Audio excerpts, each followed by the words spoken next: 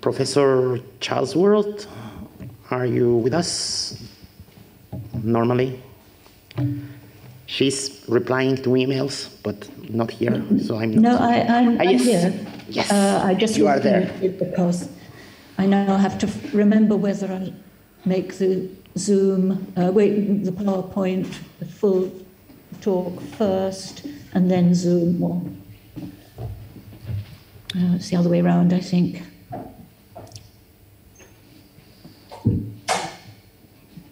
I think I have to do share screen first. Maybe I just introduce someone that doesn't need to be introduced, I guess.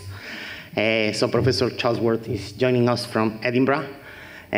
So she has so many things. She had done so many things that if I can just cover like 1% of them, I will need to take all the 15 minutes. So so just a few things. So she's member of the Royal Society of Edinburgh, the Royal Society Sensus Stricto, and this year she was elected to the National Academy of Science in the USA. I think they took a little bit too much time to get this. So she's received many, many honors, and today she's gonna talk about fishes and depositing sex chromosome of guppies. Thank you very much for being with us. Can you hear me? And thank you for the invitation. I'm sorry to be in my kitchen in Edinburgh, not in Paris, but that's how it is when you get old. Yes, it's a fish, but it's not just any old fish. I will try to explain why we study the guppy, and in particular, that it's what I'm going to call a non-canonical sex chromosome system. And perhaps we haven't heard very much about those during this talk, except in the back of the minds of people doing theory. So what I mean by a canonical pair is obviously very, very familiar to everybody. Just a regular XY pair like in humans, where we've got a large region of Y chromosome that doesn't recombine with the X. And in some organisms, like mammals, there's a pseudo-autosomal region, which is physically small and has a high recombination rate. And this figure at the bottom is intended to show that high recombination rate in a limited region in males and low recombination rate throughout most of the chromosome in males. And then in females, a low recombination rate, but plenty of crossovers, maybe one occurring randomly across a large region, and then perhaps a pericentromeric region near the centromere where you don't have any recombination. And in a situation like this, as we all know, we'll have Y-specific variants, which are mutations of various kinds arising on the Y, which don't cross over onto the X, including mutations that cause degeneration or even loss of Y-linked genes, and perhaps even loss of the male determining factor. So eventually you can lose the Y chromosome. So the canonical view, which I'm going to coin the term canonical model for how these things evolve, is that you have an initially recombining pair of chromosomes, and then a male determining factor, if we're talking about an XY system, evolves, and suppressed recombination evolves, either through selection favoring closer linkage of something like sexually antagonistic variants to the male determining factor, or various models, which I'm going to just, for brevity, call creep of regions adjacent to the pseudo-autosomal region. But of course, as Stephen Wright already outlined, so I can be brief, there are other models as well. Non-recombining, existence of a non-recombining region doesn't mean it evolved in this sort of way. You could have a male determining factor that appeared or arose within a region that was already non-recombining, like a pericentromeric region, as Stephen outlined. You could also have a male determining factor that appeared by a duplication, causing a local region of non-pairing, which would perhaps locally not recombine and maybe would expand by the processes in the first sort of category. And another one which has been studied in some frogs and in a stickleback species is that you could have two species that differ by their male determining factor, different chromosomes. This often is the case in fish, a turnover event, which I'll talk about later if I get time. And they might have a different arrangement on the chromosome in question between the two species. And if one enters the other species by introgression, then the two chromosomes could differ by an inversion. And if this introgression causes a change in the recipient species over to the chromosome, the sex determiner from that other species, it could produce a non-recombining region. This may well happen. So why study the guppy? The reason it's not just any old fish, although fish sex chromosomes are undoubtedly fascinating, the guppy is interesting because it is a species that does have sexually antagonistic polymorphisms maintained in natural populations. And so for that first category of models, it may be interesting to study the guppy and ask whether those sexually antagonistic polymorphisms are indeed doing anything in the way of changing the recombination patterns between the X and Y, causing closer linkage or less recombination. These are in natural populations, and there's a lot of evidence that the Y chromosome is disproportionately involved in those polymorphisms, which I don't have time to go into.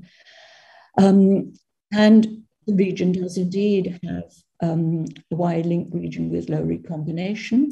The Y and the X are in some views different. Here's a picture from a very nice paper showing the Y quite a bit bigger than the X, as is fairly typical of young sex chromosomes, in fact, because the Y perhaps has acquired a lot of repetitive sequences that the X hasn't. So the question is, has this canonical process gone on in the guppy? Do we have any evidence, or is one of the other processes involved? So as I say, the guppy has been considered a model system for studying the evolution of suppressed recombination, and it's been considered a canonical XY system. But there are some differences from the canonical systems. The guppy Y is not degenerated. In males, crossovers occur very much like Stephen described in his Rumex species, only at the tips of chromosomes. In guppy, this is male-specific pattern, unlike the Rumex. The XY pair of the guppy has therefore got a large XY region, but recombination is not completely absent from the region. So I'll show you evidence for these statements. This is the fact that the guppy is not, Y is not degenerated. This is just an example. We have 12 different populations with similar results. This is pool seq data, and this is coverage of SNPs. And this shows males and females. In both cases, they have the same coverage, very similar. There are some regions with lower coverage, not surprisingly, but those are, again, the same in the two sexes. And I'll come back to this later. But in the region which I've called the XY region, that doesn't recombine much between the X and Y, still there's no coverage difference. So that's a major difference from the canonical sex chromosomes that several people have described, like Daniel Jeffries, using low coverage to detect sex-linked regions. We couldn't do that in Guppy. So I told you that crossovers occur in a very defined pattern during male meiosis, and this was established by cytogenetics, by these Russian scientists, beautiful work showing that crossovers detected cytologically are confined to the tips of chromosomes. The blue show the XY pair and the pink show the autosomes, and it's not that different most chromosomes show that pattern.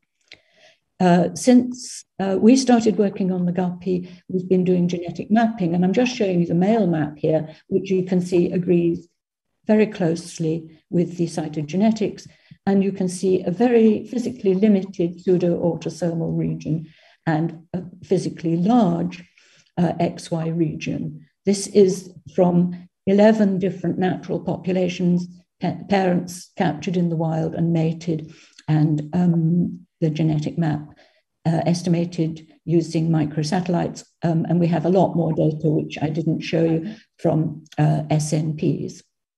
And it all gives the same pattern. The other chromosomes give the same pattern as well, and I'm not showing them because the cytogenetics is clear. We agree with the cytogenetics. It looks here, you might think there's a little bit of recombination, but I'll show you that in the next slide. That's the very occasional recombination that we do see in the, what I'm calling the XY region.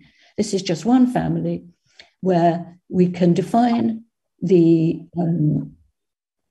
haplotypes, the X and Y haplotypes of the male parent using, it's a small family, only 8 males and 14 females, but that defines those two haplotypes. And this one individual, here is a column show different individuals. Here's an individual that should be female because he inherited all these markers from his sire's X haplotype. But when you come here, he inherited his sire's Y haplotype. So we do have a recombinant it's in the supposedly fully sex-linked region, but it's not complete. And all of the other evidence suggests the same thing. Here's a bit more evidence. This is pool-seq data again in natural populations. There are ones from high predation and low predation populations, which are thought to have possibly evolved different recombination rates on the sex chromosome. And this is showing synonymous site diversity, so that these are the same genes compared in all individuals from a population. And it's showing it relative, the sex chromosome variants relative to autosomal ones. So this is showing you that, rather surprisingly, the females generally have higher diversity than the autosomes. These values are greater than 0, but the males even more so.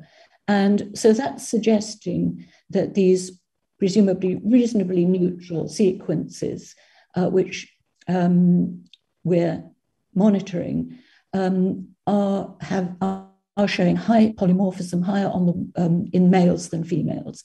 And that's consistent with the sexually antagonistic polymorphism hypothesis in a region of low recombination. The Guppy XY region does recombine, but it's a region of fairly rare recombination. So that's encouraging for the sexually antagonistic polymorphism hypothesis, but we don't, as you saw in the previous slide with the genetic mapping, we don't see any difference in the pseudo-autosomal boundary between different populations. We've got high and low predation from several different rivers, and we see the same pseudo-autosomal boundary. So what we think is that the Guppy has a small sex-determining region, which is in linkage disequilibrium with the rest of the, what I'm calling the XY region.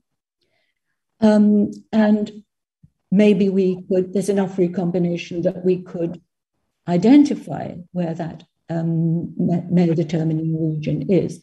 And this is an attempt to do that from these different populations, looking at variants which in the females don't have any variants, looking at sites that don't have any variants in females, but they do in males.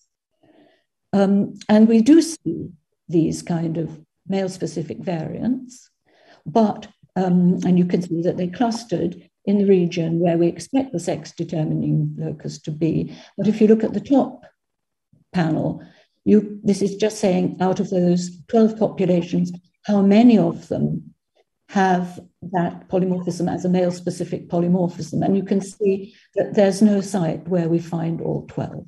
So there's nothing consistently showing the signal that you expect for a male-determining variant. That's why I think it must be small. In addition, as you can see, there's some confusion here in the right-hand side, and we think that's just assembly errors, even though the Guppy genome has been assembled using back biosequencing and Hi-C, and this is based on that information. It still seems to be some assembly errors. So this is a summary of what we think the Guppy is like. Maybe there's a male-determining factor in a male-determining region that doesn't recombine, a male-specific Y. It does have a highly recombining power, but it may also have some recombination, perhaps in a limited region or perhaps at low frequencies right across the XY region. And that's why I say it's non-canonical. This region is still recombining. It doesn't matter whether those crossover events are localized here or occur sometimes here and sometimes there across the region. In any case, it's enough recombination to prevent genetic degeneration. So it's plausible that the Guppy would have a small non-recombining region because its relatives are very different. And I think that indicates it's arisen by a recent turnover event. Let me explain briefly. Both Judith Manck's group and my group, and Judith Manck's group published first, so we didn't publish, found that the related species, most closely related, have very degenerated Y chromosomes, and you can determine the Y chromosome by looking at coverage, analysis of coverage. And indeed, we did so. This shows the coverage of the sex chromosome ratio in males is half that in females, and the autosomes are very respectable and have the same coverage in both sexes. So it's plausible that the Guppy arose by a turnover event, and indeed other species in this group of fish have their sex determining regions on different chromosomes, but the micropacilia, it's the same chromosome. There are two ways this could have happened by a turnover, as I just mentioned, a recent turnover in the Guppy. It would have to be a male determining factor arising on an X and creating a new Y. And as Stephen explained, if it did arise on the X, because of the pattern of crossovers in male meiosis, this would instantly create something that is transmitted with a Y-linked pattern. So that's one hypothesis. Another possibility is that the Guppy situation, the non-canonical rarely recombining XY region, lasted for a long time, and then the micropacilia species suddenly stopped recombining for whatever reason, and then degenerated. We can't test this because we can't estimate the XY divergence and find out when this happened, because there's nothing left in the way of genes to use for comparing XY divergence in micropacilia. Perhaps it could be discovered from understanding how long genetic degeneration takes. Maybe this isn't enough time, and maybe Ricardo will be talking about that, or maybe it will become clear from theoretical considerations. But I must say, the ideas about degeneration that we've heard from Thomas Lenormand, for instance, make me wonder if degeneration rates couldn't be very different according to different circumstances, and it might be impossible to make a general prediction.